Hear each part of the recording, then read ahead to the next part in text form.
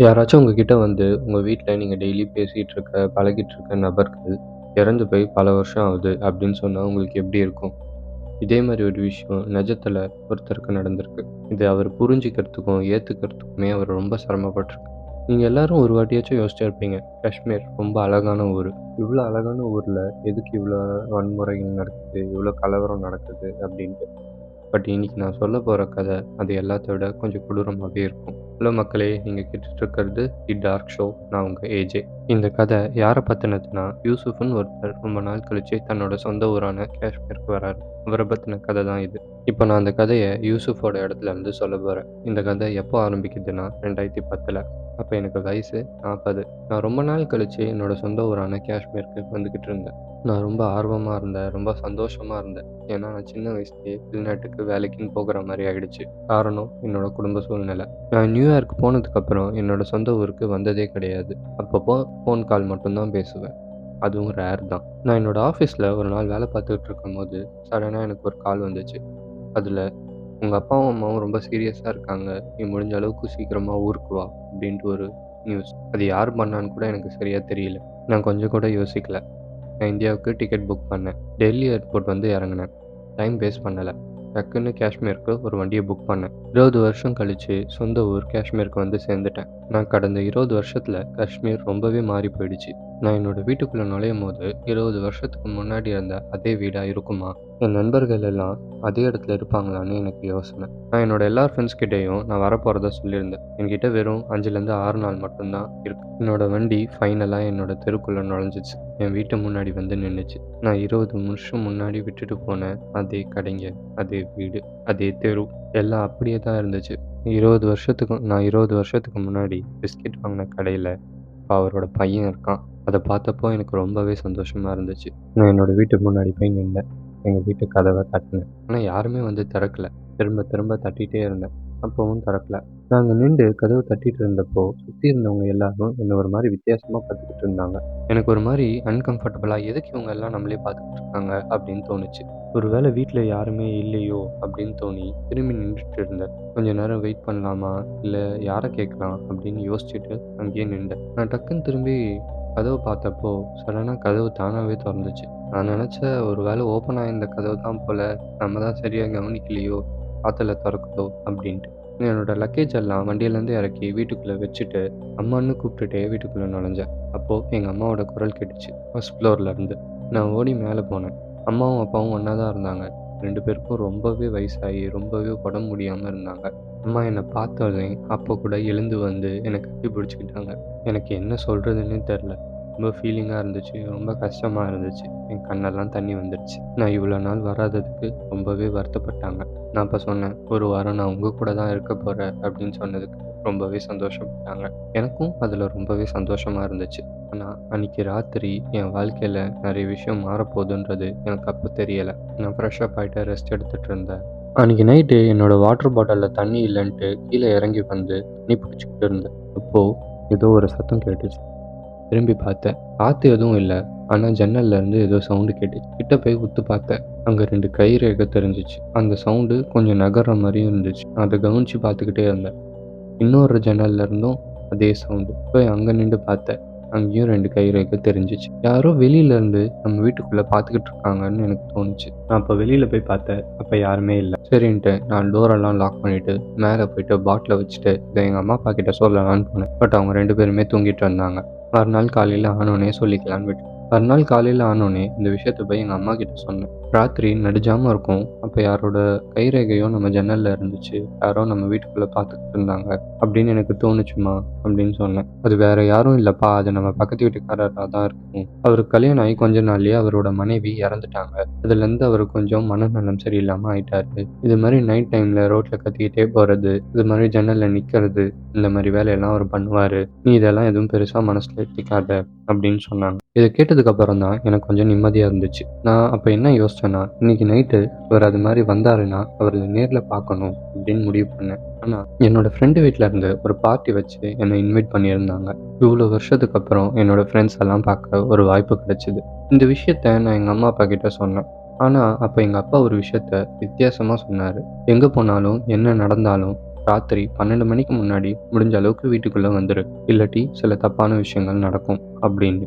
நான் அதுக்கு, என்னப்பா வெளியில் போகிறப்ப இப்படியெல்லாம் பேசிக்கிட்டு இருக்கீங்க, நானே எப்பயோ தான் என் ஃப்ரெண்ட்ஸை பார்க்க போகிறேன்ட்டு சலிப்பா சரி சரின்ட்டு அவர்கிட்ட அப்படி சொல்லிட்டு வந்துட்டேன். நான் அந்த பார்ட்டிக்கு போய் சேர்ந்தேன். என்னோடய ஃப்ரெண்ட்ஸ் எல்லாம் ரொம்ப நாள் கழித்து பார்த்தேன். நிறைய பேசணும், ரொம்ப சந்தோஷமாக போச்சு.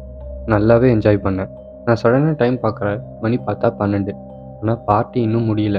இப்போ எல்லாரும் இருக்காங்க, நான் டக்குன்னு கிளம்புனா மரியாதையாக இருக்காதே அப்படின்ட்டு அவங்களோடயே இருந்துட்டேன். அப்போ என் ஃப்ரெண்டு என்கிட்ட வந்து, நீ இங்கே இருக்காத யூசுஃப், டைம் ஆயிடுச்சு, நீ வீட்டுக்கு கிளம்பிடு அப்படின்னு சொன்னான். எனக்கு கொஞ்சம் கோவம் வந்துடுச்சு.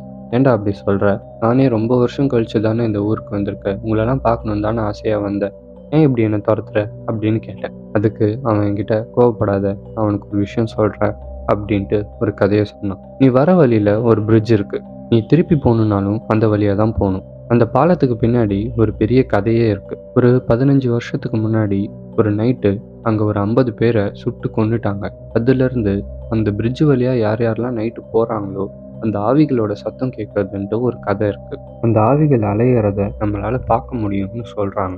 இதை கேட்டோன்னே எனக்கு சிரிப்பு வந்துருச்சு. ஏண்டா இப்போ இருக்க காலகட்டத்தில் இதெல்லாமா நம்பிக்கிட்டு இருக்க அப்படின்னு நான் கேட்டேன். நீ நம்புறது மட்டும் இல்லாமல் இதெல்லாம் என்கிட்ட சொல்லி என்னை வேற பயமுறுத்துறியா அப்படின்னு சொல்லி கேட்டு சிரிச்சுக்கிட்டு இருந்தேன். அப்போ என் ஃப்ரெண்டு ரொம்ப சீரியஸாக, இது காமெடி இல்லைடா, நிஜமாலே இது நிறைய பேருக்கு நடந்திருக்கு, நிறைய பேர் இதை பார்த்துருக்காங்க, நீ விளையாட்டாக எடுத்துக்காத அப்படின்னு சொன்னான். நான் அதுக்கு என்ன நடக்குதோ பார்த்துக்கலாம் அப்படின்னு சொன்னேன். நீ என்னை துரத்தாமல் போய் பார்ட்டியை கவனி அப்படின்னு சொல்லி அவனையும் அனுப்பிச்சிட்டேன். நானும் என்ஜாய் பண்ணேன். ரொம்பவே லேட் ஆகிடுச்சு, பார்ட்டியும் முடிஞ்சிருச்சு, எல்லாம் ஒருத்தராக கிளம்ப ஆரம்பிச்சிட்டாங்க. கடைசியாக நான் மட்டும்தான் இருந்தேன். அப்போ மணி ஒரு 3 இருக்கும். நான் என் வண்டியில் ஏறி கிளம்பிட்டேன். நான் வண்டி ஓட்டிகிட்டு வீட்டுக்கு போயிட்டு இருக்கும்போது அவன் சொன்ன கதை தான் என் மனசில் ஓடிக்கிட்டு இருந்துச்சு. அப்போ கரெக்டாக அந்த பிரிட்ஜும் வந்துச்சு. அப்போ என்னோட கண்ணை என்னாலேயே நம்ப முடியல. அந்த பிரிட்ஜோட ஓரத்தில் ஒரு சின்ன பொண்ணு நின்று அழுதுகிட்டு இருந்தா. ஒருவேளை ஆவி பேய்ன்னு அவன் சொன்ன மாதிரி ஏதாச்சும் இருக்குமான்னு ஒரு பக்கம் தோணினாலும் இல்லை, அது ஒரு கட்டுக்கதைன்னு நானே என்னை நம்ப வச்சுக்கிட்டேன். நடு ராத்திரி 3 மணி மேலே ஆகுது. சுற்றி இருட்டு, யாருமே இல்லை, மயான அமைதி. இந்த இருட்டில் யாராவது பார்க்கும்போது மனுஷனாகவே இருந்தாலும் ஆவியாக இருக்குமோன்ற பயம் வேற ஒரு பக்கம். நான் என்னோட வண்டியை நிறுத்தினதும் அந்த குழந்தை அழுகிற சத்தம் நின்று போச்சு. அப்போது என்னோட வண்டியை நோக்கி யாரோ வர மாதிரி சத்தம் எனக்கு கேட்டுச்சு. நான் கார் விண்டோ வழியாக பார்த்தேன். யாரோ கண்ணாடி பக்கத்தில் வர மாதிரி தெரிஞ்சது. நான் ஜன்னலை கீழே இறக்குனேன்.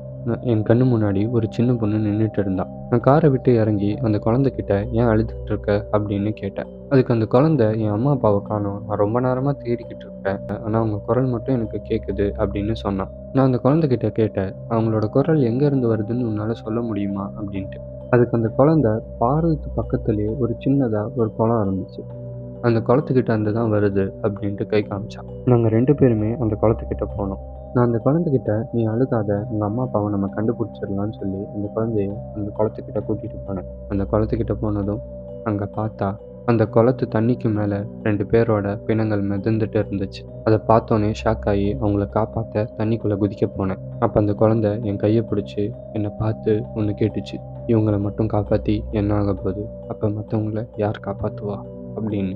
என்ன பேசுகிற, நீ பேசுறது எதுவும் எனக்கு புரியல அப்படின்னு சொன்னேன். அதுக்கு அந்த குழந்தை மறுபடியும் அந்த குளத்தை கை காட்டுச்சு. நான் அப்போ பார்க்குறப்போ 2 பிணங்கள் இல்லை, ஒரு 40-50 பிணங்கள் அந்த தண்ணியில் மிதந்துட்டு இருந்துச்சு. நான் பயத்தில் திரும்பி அந்த குழந்தைய பார்த்தேன். அங்கே அந்த குழந்தை இல்லை. எனக்கு புரிஞ்சிருச்சு, நான் பார்க்குறது எதுவுமே நிஜம் கிடையாது அப்படின்ட்டு. பயத்தில் அங்கேருந்து என்னோடய வண்டிக்கிட்ட ஓடினேன். டக்குன்னு போய் வண்டி எடுத்துகிட்டு கிளம்புனேன். நான் அப்போ பார்த்தேன், போகிற வழி முழுக்க ரத்தம், வெறும் ரத்தம். நான் வேகமாக வண்டியை ஓட்டிகிட்டு எப்படியோ வீட்டுக்கு வந்து சேர்ந்துட்டேன். நான் போய் என்னோடய வீட்டு கதவை தட்டினேன். யாரும் திறக்கலை. ரொம்ப வேகமாக தட்டிக்கிட்டு இருந்தேன். அந்த ராத்திரி பயங்கர குளிர், ஒரு பக்கம் பயம், என்ன பண்ணணுன்னே தெரியல, ஒரு மாதிரி டென்ஷனாக இருந்தேன். அப்போ தூரத்தில் இருந்து ஒருத்தர் நடந்து வர மாதிரி தெரிஞ்சிச்சு. அவர் என் வீட்டுக்கிட்ட வந்து அவர் என்னை கண்டுக்கவே இல்லை. அவர் பாட்டுக்கு ஜன்னல் கிட்ட போனார்.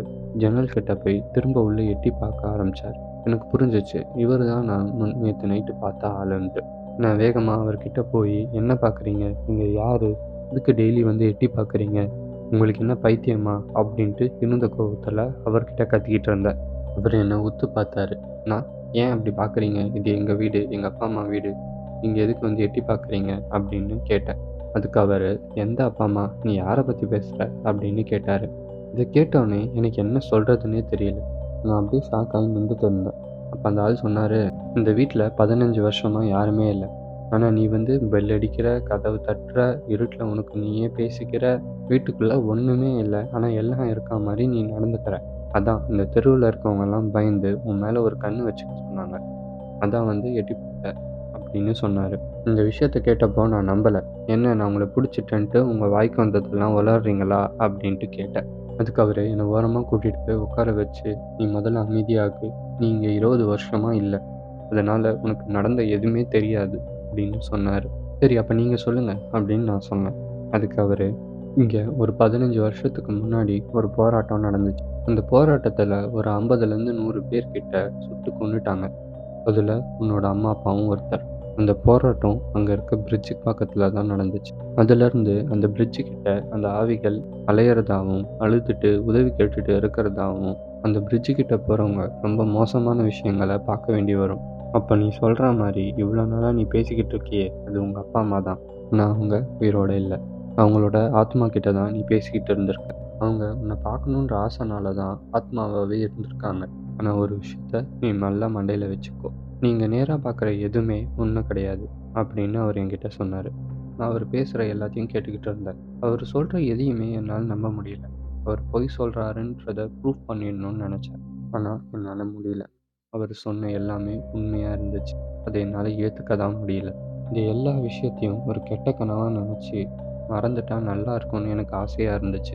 ஆனால் என்னோட அப்பா அம்மா இறந்துட்டாங்கன்றத 15 வருஷமாக தெரியாமையே நான் இருந்திருக்கேன் அப்படின்றது என்னால் ஏற்றுக்க முடியல. எனக்கு கத்தி அழுகணும் போல இருந்துச்சு. என்னோட வீட்டை திறந்து உள்ளே போனேன். இப்போது என் கண்ணுக்கு எதுவுமே தெரியல. பாழடைஞ்ச என்னோட வீடு மட்டும்தான் இருந்துச்சு. என்னோட அப்பா அம்மா யாரையுமே என்னால் பார்க்க முடியல. நான் 1 வாரம் லீவில் வந்தேன். இந்த விஷயத்தை தெரிஞ்சுக்கிட்டதுக்கப்புறம் என்னால் ஒரு நாள் கூட அங்கே இருக்க முடியல. நான் மறுபடியும் நியூயார்க்கு கிளம்பி போயிட்டேன். நான் இப்பயும் கேள்விப்படுற அந்த பிரிட்ஜு கிட்ட இன்னும் அழுக சத்தம் கேட்டுக்கிட்டே தான் இருக்குது. இப்பயும் நைட்டில் அந்த பிரிட்ஜை கடக்கிறதுக்கு மக்கள் பயப்பட தான் செய்கிறாங்க. சில பேர் சொல்கிறாங்க, ஒருத்தர் ஒரு இடத்துல இருந்து அவரோட ஆசை நிறைவேறாமல் அவர் இறந்துட்டா, அவர் ஆசை நிறைவேறுற வரைக்கும் அந்த ஆத்மா அந்த இடத்த விட்டு போகாதுன்னு. ஒரு விஷயத்த ஞாபகம் வச்சுக்கோங்க. நீங்கள் எங்கே இருந்தாலும் சரி, நீங்கள் இருக்க இடத்தோட பழைய வரலாறை தெரிஞ்சு வச்சுக்கோங்க. அப்படி அந்த இடத்துல நிறைவேறாத ஆசையோட ஒரு ஆன்மா இருந்தால் அது கண்டிப்பாக உங்களை உபயோகித்து அந்த ஆசையை நிறைவேற்றிக்க பார்க்கும். அதனால் முடிஞ்ச அளவுக்கு அந்த இடத்துல இருந்து சீக்கிரமாக கிளம்பிடுங்க. இப்போ நான் உங்ககிட்ட கேட்குறேன், இந்த ஆன்மாக்கள்லாம் நிஜமாலே ஆசை நிறைவேறாத வரைக்கும் இங்கேயே தான் இருக்கும்னு நீங்கள் நினைக்கிறீங்களா? இல்லை அது மாதிரிலாம் எதுவும் கிடையாது, இல்லை இதெல்லாம் கதைகள் மட்டும்தான்னு நினைக்கிறீங்களா அப்படின்றத கமெண்ட்டில் சொல்லுங்கள்.